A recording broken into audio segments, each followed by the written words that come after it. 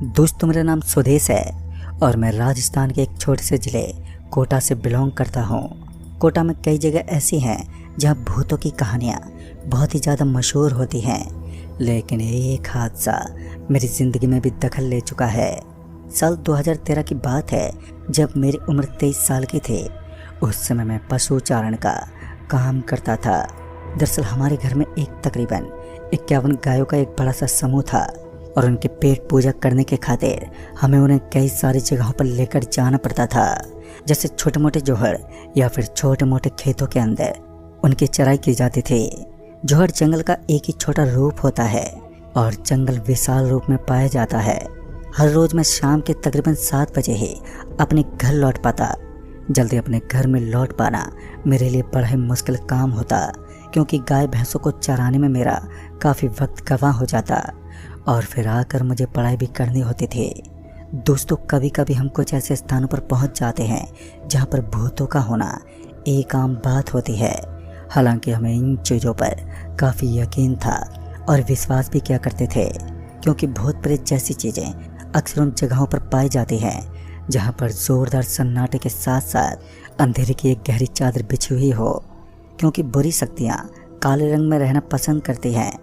शाम हो चुकी थी और सूरज ढल चुका था। सूरज की रोशनी पूरी तरीके से आसमान से गायब थी।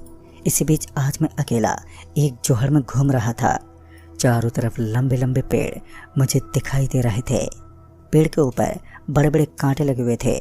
ऐसा लग रहा था मानो किसी ने इनका बीजारोपण करके इन्हें लंबा और विशाल बनाया हो। आज मैं तकरीबन तीसरे दिन ही इस जोहड़ में आया था, क्योंकि ये गायों को चराने के लिए एक उत्तम स्थान था। घास फूस की यहाँ पर कोई कमी नहीं थी, जिस वजह से गाय और भैंस आराम से पेट भरकर यहाँ से घर तक लौटती थी। लेकिन कभी कभी समय का चक्र कुछ इस प्रकार का चलता है कि हमें गलती से भी उन चीज़ों को देखना पड़ता है जिसे देखना एक इंसान को बिल्कुल भी पसंद नहीं होता। अब अंधेरा हो चुका था। आज मेरी एक गाय गुम हो चुकी थी और मैं ये अच्छे से जानता था कि वो कहीं इसी जोहड़ में कहीं झाड़ू के इधर उधर छुपी हुई है। ये जोहड़ लंबा तो नहीं था, लेकिन उन पेड़ों के कांटे पूरे जोहड़ में बिखरे हुए थे, जिस वजह से अंधेरे में उस जगह अपने पाँव को रख पाना बड़ा ही मुश्किल कार्य था। लेकिन मैं किसी तरह उसे ढूंढने लगा। काफ़ी देर तक मैं उस गाय को ढूंढता रहा, लेकिन वो मुझे कहीं नहीं मिली और फिर मैं थक हार कर वापस अपनी गायों के पास लौट आया। फिर जब मैंने दोबारा सभी पर नज़र डाली तो मुझे पता चला कि मेरी सारी गाय मौजूद हैं, यानी कि गुम हुई गाय वापस लौट आई थी। फिर क्या था, मैं उस जोहड़ से चल पड़ा। लेकिन इसी बीच रास्ते के बगल में एक बड़ा सा बांस का पेड़ था और उसके अंदर से मुझे एक धमाके की आवाज़ सुनाई दी। उस आवाज़ को सुनते ही सभी पशुओं के अंदर अफरा तफरी मच गई। उस समय अंधेरा हो चुका था और मेरे पास एक नोकिया का छोटा सा मोबाइल था, तो मैंने उस मोबाइल की टॉर्च चलाई तो मुझे अगल बगल में कुछ भी दिखा नहीं, जो सच में बेहद ही अजीब था। कुछ समय के लिए तो मेरे शरीर में भी सनसनी मच गई। मेरा पूरा का पूरा शरीर बुरी तरह से कांपने लगा, मगर मैंने अपने आप को धैर्य से संभाला और तत्काल ही रास्ते पर चलने लगा, क्योंकि अभी भी जिस आवाज़ ने हम सब के अंदर खलबली मचाई थी वो अवश्य ही कोई नॉर्मल आवाज़ नहीं थी। तो मैं बेफिक्र होकर आगे आगे चलता रहा। कुछ गाय अभी भी मेरे पीछे चल रही थी तो कुछ मेरे आगे आगे चल रही थी। सभी में शांति बनी हुई थी और उस धमाके से हुई अफरा तफरी अब बिल्कुल सामान्य हो चुकी थी। लेकिन उसके बाद जो हुआ उसके बारे में मैंने कभी सोचा तक नहीं था। जैसे जैसे हम आगे बढ़ रहे थे वैसे वैसे हमारे पीछे धूल का एक विशाल बादल उठने लगा और अब ये बादल इतना ज़्यादा विशाल हो चुका था कि इसकी आकृति कई गुना बढ़ चुकी थी। जब मैं पीछे मुड़ा तो आसमान में काले बादलों का शोर मचा हुआ था। बिजलियां कड़क रही थी। मेरा घर अभी भी काफ़ी दूर था और मैंने घर वालों में से अपने चाचा को फ़ोन लगाया और मेरे सामने आने को बोल दिया। चाचा तुरंत ही घर से निकल गए, लेकिन अभी भी बहुत दूरी बाकी थी। यानी कि आज मुझे मुसीबतों से लड़ते हुए अपने घर तक पहुंचना था, जो मेरे लिए बड़ा ही कठिन कार्य था। लेकिन मैं अपने आप को थोड़ा शांत करता हुआ लगातार आगे बढ़ता रहा और इतने में ही मेरे पशुओं के अंदर एक बार फिर खलबली मच गई। ऐसा लग रहा था मानो कोई जानवर उन्हें काट रहा हो। सभी इधर से उधर भागने लगे और मैं उन्हें संभालने में अब पूरी तरह से नाकाम था, जिस वजह से उनका इधर उधर हो जाना इम्पॉसिबल था। रास्ता थोड़ा कम चौड़ा था, जिस कारण उनका इधर उधर हो जाना इम्पॉसिबल था। लेकिन इसके बावजूद भी मुझे ये डर था कि कहीं कोई जानवर बिदकता हुआ मेरे ऊपर न गिर जाए, जिससे मुझे चोट लग सकती है। जिस वजह से मैं सुरक्षात्मक होकर आगे की तरफ बढ़ने लगा। मैंने अपने पशुओं से थोड़ी दूरी बना ली, लेकिन उसके बाद मेरे हाथ में एक जोर का करंट लगा। वो करंट इतनी जोर का था कि मैं औंधे मुँह ज़मीन पर गिर पड़ा। और जब तक मेरी आँख खुली तो मैंने देखा कि मेरा पूरा शरीर अब काला पड़ चुका है। मेरे शरीर के ऊपर काले काले निशान भी बने हुए थे। मात्र एक पल में ही मेरे शरीर के ऊपर कुछ काला काला लग गया। पता नहीं ये पाउडर जैसा क्या था, जो बेहद ही चिकना होने के साथ साथ बेहद अजीब भी था। अब तक मुझे यकीन हो चुका था कि मैं किसी काली शक्ति के चुंगल में फंसने वाला हूँ, जहाँ से निकलना बेहद ही कठिन होता है।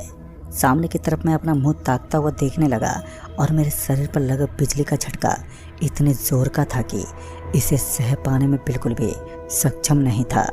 कुछ देर तक मेरा हाथ थरथर हिलता रहा और फिर मैं बुरी तरह से डर गया। अब तक मुझे संपूर्ण तरीके से ये विश्वास हो चुका था कि मेरे अगल बगल में किसी अनजान ताकत ने अपनी ताकतों से ही तबाही मचा रखी है और मेरे जानवरों को उसने अपनी पावर से छिन भिन करना शुरू कर दिया। मैं पूरी तैयारी के साथ अपने जानवरों को यहीं छोड़कर भागना चाहता था, लेकिन उसी दौरान मेरी नज़र बिजली के खंभे से सटे हुए एक पेड़ पर पड़ी तो मेरी आंखें खुली की खुली रह गईं। इस बार मैंने देखा कि उस खेजड़ी के पेड़ के ऊपर एक आदमी फांसी खाकर उल्टा लटका हुआ था। लेकिन हद तो तब हो गई जब मैंने उस आदमी को अपनी पलकें झपकाते हुए देखा और मैं अपने छोटे छोटे कदमों को अब पीछे हटाने लगा। लेकिन मैं ये बात भी अच्छे से जानता था कि अब ये काली आत्मा मेरा पीछा नहीं छोड़ने वाली जब तक कि मैं अपना आखिरी समय नहीं देख लेता। अब तक मैं अंदर से पूरा फूल चुका था। मेरे अंदर इतनी भी हिम्मत नहीं थी कि मैं अपने थरथराते हुए कदमों के साथ आगे की तरफ बढ़ सकूं। और फिर मुझे एहसास हुआ कि मेरे बिल्कुल पीछे पीछे कोई चल रहा है, जिसके कदमों की आहट साफ साफ मेरे कानों तक पहुंच रही है। एक पल के लिए जब मैं पीछे मुड़ा तो मेरी आंखें खुली की खुली रह गईं। इस बार जो नज़ारा मैं देख रहा था वो अकल्पनीय होने के साथ साथ मेरी ज़िंदगी का सबसे डरावना और दिल दहला देने वाला मंजर था। मैंने देखा कि मेरे पीछे पीछे खोपड़ी फटा हुआ एक आदमी चल रहा था। उसके सर के अंदर से मक्खियों के भिन भिन करने की आवाज़ सुनाई दे रही थी, मानो उसका सर फट चुका हो और साल बीतने के कारण उसका सर गल चुका है। उस समय हिम्मत तो दूर की बात थी, मैं अपने पलकों को भी झपका पाने में पूरी तरह से नाकाम था। मैं इतना बुरी तरह डर चुका था कि मुझे अपने आप से आत्मविश्वास उठने लगा। मुझे ऐसा लगा कि किसी ने मेरे हाथ को पकड़ लिया है और मेरे हाथ को इतना कसकर पकड़ा था कि मैं अपनी बॉडी को भी हिला पाने में अब नाकाम था। मैं अपनी ओर से पूरी ताकत झोंकता रहा, लेकिन अफसोस मैं अपनी जगह से हिल डुल पाने में भी नाकाम था। अब तक मेरे अंदर की पूरी हिम्मत टूट चुकी थी और मुझे अपनी मौत का दरवाज़ा साफ साफ नज़र आ रहा था। मेरे हाथ जकड़ने के बाद मैं मन ही मन खाटू श्याम बाबा का स्मरण करने लगा। हमारे गांव के पास श्याम बाबा का दिव्य मंदिर पड़ता है, जिसे यहाँ का सबसे पवित्र मंदिर बताया गया है।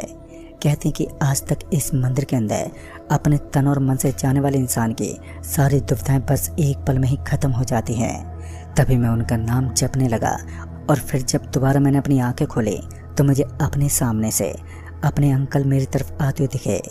उस समय मैं ज़िंदगी जीने की एक उम्मीद देख रहा था। मेरे अंकल साहब धीरे धीरे चलते हुए मेरे पास आए और तब जाकर मुझे राहत की सांस मिली।